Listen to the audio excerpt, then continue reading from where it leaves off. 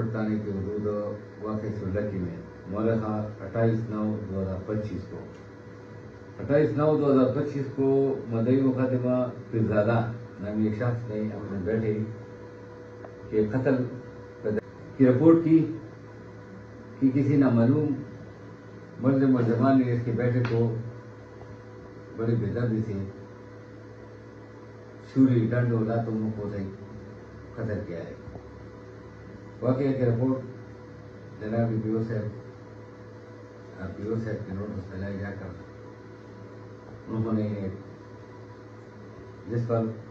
Action ली हुई, उन्होंने एक टीम तश्कील की मेरी ज़ेर निगरानी, जिसमें ओड़ा बलाई साहब और रिश्तो साहब को हिदायत जारी की कि हर सूरत में मुलज़िमान को ट्रेस करना है। तो इस सिलसिले में रिपोर्ट की दर्ज होने और एफआईआर के होने के बाद तफ्तीशी अमला हमारे ओड़ा बलाई साहब ने इंतहाई पेशेवराना सलाहियतों को बरकरार लाते हुए और मेरे तो गुम्बद इकबाल खान, चूँकि इस वक़ुआ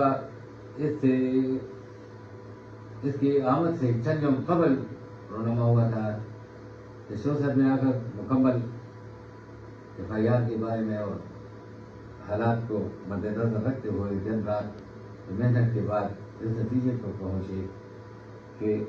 वक़ुआ में असल मुलज़िमान तक रसाई की। ऐसे में तो बहुत से लोगों को मैं बलाई साहब और रिश्तो साहब ने लाकर इंटरोगेट की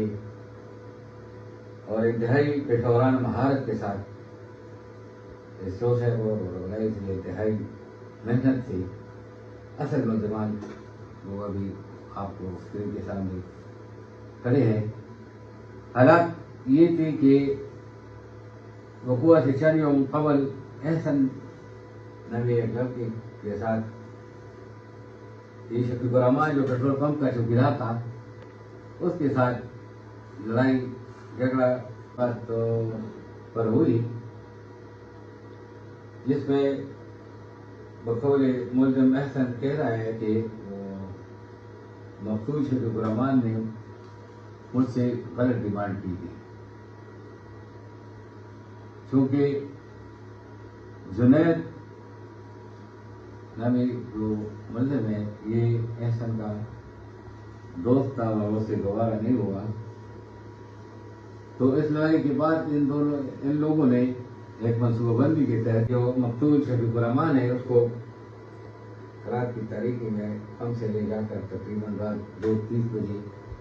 2-2:30 बजे वक्त था, जुनैद ने आकर पेट्रोल पंप से रवाना करके और दीगर साथियों की मदद से जो उसको कार पर बैठी हुई थी पंप से दूर ले जाकर वहाँ छुरियों के वार करके ईंटों से और डंडों से गुजारा करके उसको कत्ल किया था। हालात तो जैसी भी थी, मगर मुल्ज़िम जैसा भी हो खामखा कानून की गिरफ्त में आ जाता है, कोई भी बच कर नहीं जा सकता। हालांकि इस वक़ूए का रुख तब्दील करने के लिए बहुत से लोगों ने